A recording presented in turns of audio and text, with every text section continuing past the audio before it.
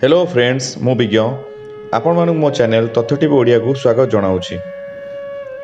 World एवं universe रो बछा बछा तथ्य सबू यही चैनल तथ्य टीवी ओडिया रे जणाइबार प्रयास करुछि। यही चैनल को लाइक शेयर कमेंट और सब्सक्राइब करने को जमारू भूलु ना। ताहले आज आसंतु जानिबा आजिर तथ्य रे हिंदू पुराणर गोटे प्रश्नर उत्तर को। यह एक एपरी प्रश्न जहाँ समस्त हिंदुधर्मी लोकों मनरे थाए।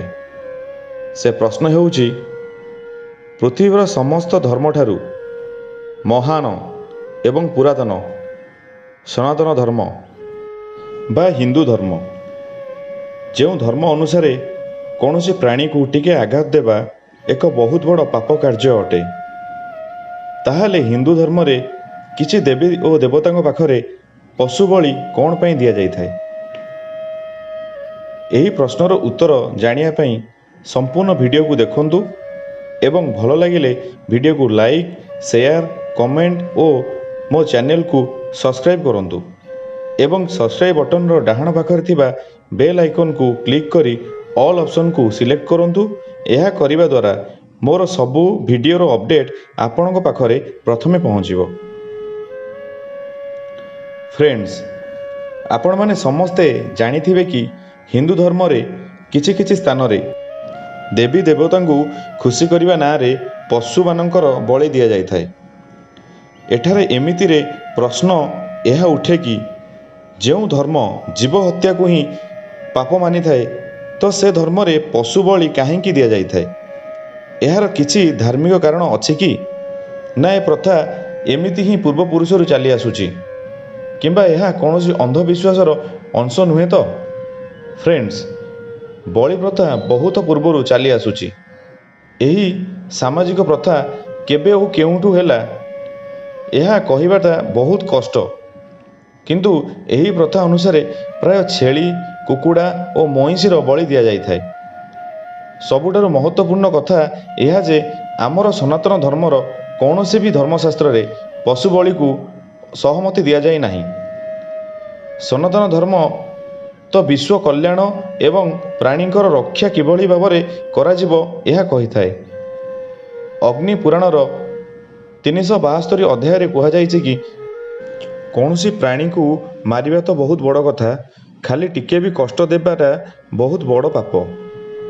एतिरे अहिंसा को सबुठारु बड़ धर्म बोली कुहाଯାଇଛି। किछि लोक देवता को प्रसन्न करिया पई यज्ञ एवं हिंसा को ठीक बोली कही थांती, किंतु महाभारत रे भी यार खंडन करा जायछि। महाभारतर शांति पर्व रे यज्ञ हिंसा को पाप बोली कुहा जायछि एवं सेमिति मत्स्य पुराण रे मध्य धर्म नाम रे हेउतिबा हिंसा को अधर्म बोली कुहा जायछि। फ्रेंड्स वेद एवं पुराण रे एमिति बहुत मंत्र मान रहिछि जहाँ सब केवल गोटे कथा कहिछि कि हिंदू धर्म अनुसार पशु बलि निषेध अटे एवं यही प्रथा हिंदू धर्मर अंश नुहे। और धर्मशास्त्र रे एमिति भी कहा जायछि कि जो मनीष यही बलि प्रथा को समर्थन देई थाए से लोकर आचरण धर्म विरोधी बोली मना जाए एवं एमिति मनीष को मृत्यु परे जमलोक रे सजा मिली थाए। एवं यह छड़ा गीता रे भगवान श्रीकृष्ण मध्य प्राणी बलि को धर्म विरोधी कहिसंदी बोली उल्लेख करा जायछि। फ्रेंड्स आपणक मनरे एबे यही प्रश्न आसुथिबो कि जदि सबु जगह रे पशु बलि निषेध करा जायछि ताहाले ए प्रथा कोन पई एवं केउठु आसिला। एथिपई सबुठारु प्रथमे बलिर शाब्दिक अर्थ बुझिबाकू पड़िबो। बलि शब्दर अर्थ हेउछि निजर किछि प्रिय वस्तु को त्याग करी अन्य काहाकू प्रसन्न करिबा, किंतु दुर्भाग्य हेउछि कि एही शब्दर अर्थ को न बुझी यार अलग अर्थ बाहर करी पशु और मनीषक बलि देई भगवान को अर्पण करिबा मना जाउछि एवं सारा विश्व रे एही प्रथा को प्रचारित भी करा जायछि। एथिपई एही कारणरू एही विषय को नेई लोकंकर मनरे संदेह व्याप्त हैला।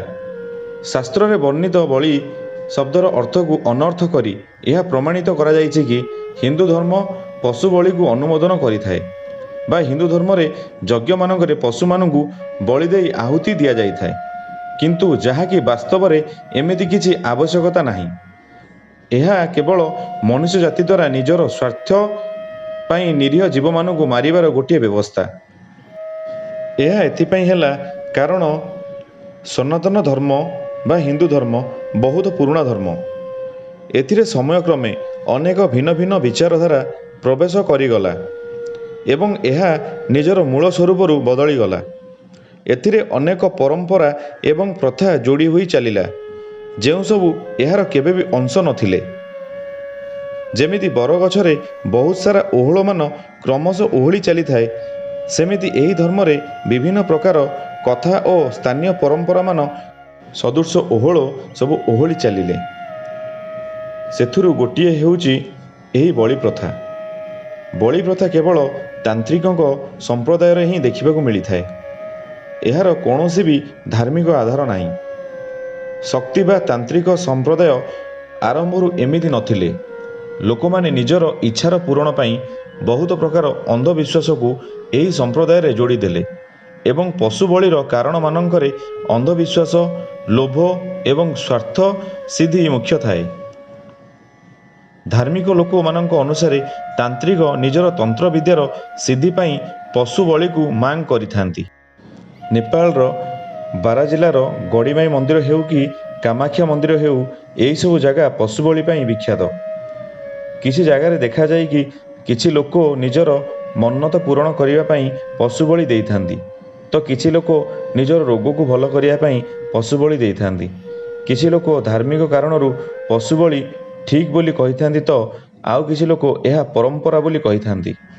କିନ୍ତୁ ଯେ ସନାତନ ଧର୍ମକୁ ଭଲରେ ଜାଣିଛନ୍ତି, ସେ ଜାଣିଛନ୍ତି କି ଏହି ପ୍ରଥାର ସନାତନ ଧର୍ମ ସହିତ କୌଣସି ସମ୍ପର୍କ ନାହିଁ। ତ ଫ୍ରେଣ୍ଡସ୍, ଆପଣମାନେ ଏହି ଭିଡ଼ିଓରେ ଜାଣିବାକୁ ପାଇଲେ କି ବେଦ ବା ଧର୍ମଶାସ୍ତ୍ରରେ କୌଣସି ପ୍ରକାର ବଳି ପ୍ରଥାକୁ ସମର୍ଥନ ନାହିଁ ଏବଂ ଯଦି ଆପଣ ମାଂସାହାରୀ ତାହେଲେ ଆପଣ ମାଂସ ଖାଇପାରନ୍ତି, କାରଣ ଏହା ଆପଣଙ୍କ ବ୍ୟକ୍ତିଗତ କଥା।